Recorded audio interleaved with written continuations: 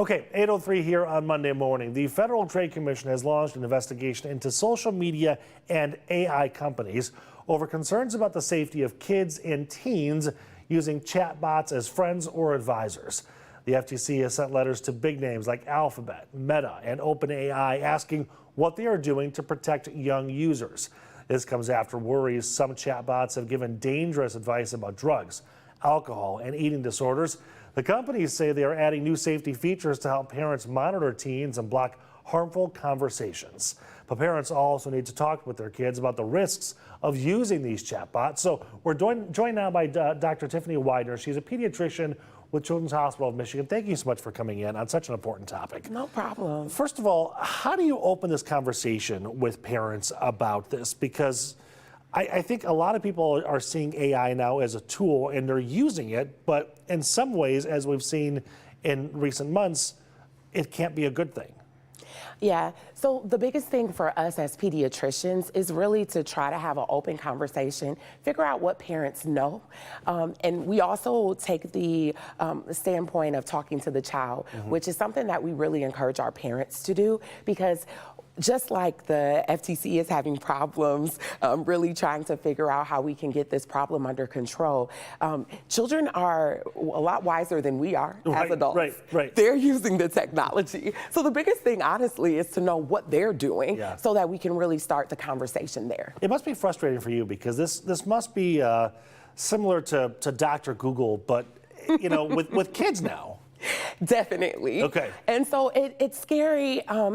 Technology has its pluses and minuses. We know that. We love the fact that we have information at our fingertips. But the problem Do you is, love that? the problem is when it goes unchecked, and you really don't have the foundation to gain an understanding appropriately of the information. So that's the problem that we're having with different forms of AI that we're using these days. It seems like, and I am in no way in shape a doctor at all, but almost everything you do is nuanced, right? Oh, definitely. Right? So, but you can't apply that when you're on Google.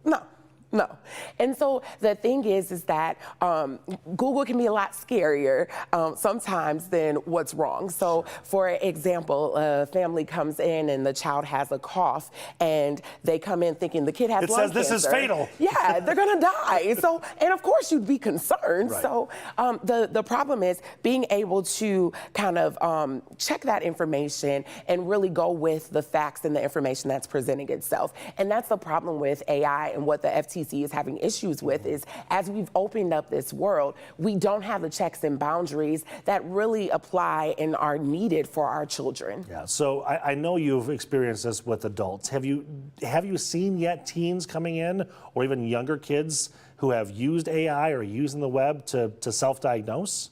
Oh, definitely. Really? Definitely. And kids are using different social media platforms just as we are. So just as the ads are kind of targeting our search use, things that we have looked for. And I know when I'm on social media, there are things about skincare, there are things about weight loss and dieting, because those are the things that I'm thinking about and worrying about. And it's the same way. The ads are targeting our children just as well. So I'm having kids come in asking me about the newest face wash and skincare that they've seen because AI told them that it's the best thing for their skin. I'm having kids come in asking a lot of different things, and because we have that rapport and that relationship, they feel comfortable enough to bring those conversations up and tell me where they really got the information. Well, and I've got to bring that up, though. Yeah. It sounds, I just met you now, and you're already relatable, and I love you, and we're going to be best friends. Thank you. But not every doctor has that rapport with their patients, especially young kids. So how key is that to just be able to build that trust? It's honestly the biggest thing and biggest tool that we have as pediatricians.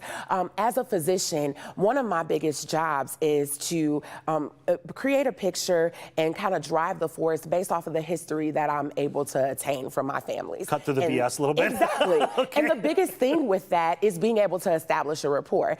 And a part of what I do is try to make sure that I'm relatable, have open-ended questions, which is something that my parents sometimes struggle with their teenagers, especially. But when you're having those open-ended conversations that are non-judgmental, it makes it a lot easier to establish rapport and keep that open mind. Okay, we're going to take a short break here. When we come back, we're going to talk more about the real serious stuff, because we have seen AI, unfortunately, kind of help guide kids through suicide, too. So we'll talk about how we can discuss that when we come back. Definitely. Welcome back to Local 4 Live, everybody. We're talking with Dr. Tiffany Widener, a pediatrician with Children's Hospital of Michigan. We've talked about AI and Dr. Google, but there's also this extra layer, and my heart kind of sank a little bit when I read these first headlines about AI being used in assistance of suicide or helping kids kind of research that. I thought that there would be better protections in, but you know, if it's online, AI is going to give it to you, right? That's the thing. Yeah. AI isn't a person; it's just mining all the data that's already there. Exactly. How do you feel about that when you've got such a serious topic that kids have instant access to? I guess they already have, but AI makes it so much easier for them to see it now. Because now it's at their fingertips, and it's so easy. It's just a simple, this is my question, and it takes you down that rabbit hole. Right. And that's the unsettling aspect of AI. So, of course, as a pediatrician, knowing that the patients that I love and I tell my patients and my parents, they're my most precious cargo, right? That's how we think of children. Right. And so it is very unsettling as a pediatrician to know that children have access, and this information is so easy to kind of fall upon. Right. It seems like one of those things, though, and the FTC, as we talked about earlier, is launching this investigation to get a better understanding, but there are only so many safeguards that we can put in place, right? There are millions of things online that we don't want our kids to see, and this is just another example of it, right? So how do we start to look for some of these warning signs, these red flags, these things that we know or should know when it comes to our kids and what they're looking up online? The biggest thing is to have those open conversations with your children. That seems to be a recurring theme here. Definitely. Yeah. So if we guide the conversation as adults, we're not cool, right?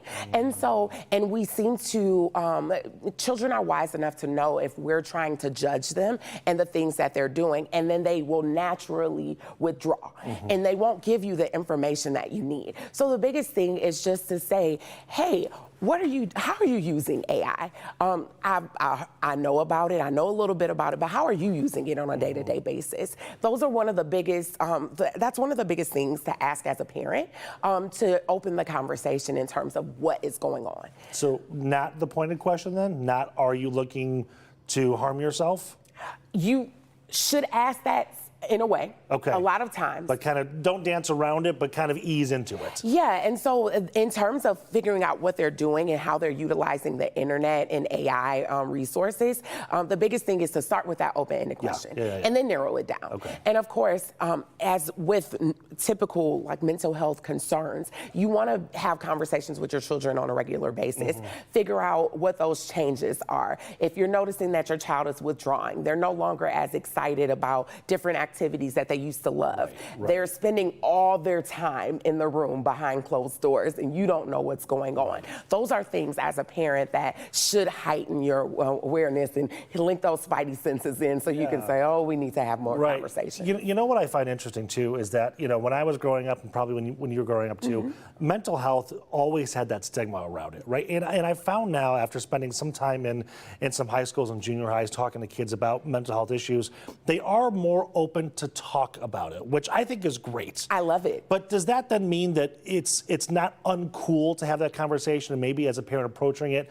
Because I'm more hesitant because that's the way I grew up. But do you think kids now are more willing to discuss things? They are, but the issue is that the parents are not as willing to have those conversations. So it's our fault then. So we need to have the conversations and be willing to have those conversations and be realistic about the things that kiddos are exposed to these days. So the issue is that mental health is in our face. It's always there. Actually, one of the uses for AI these days is that we're using it for therapy to establish some of those relationships for kind of simple things. They're not trying to address self-harm and suicidal behavior with a ChatGPT therapist.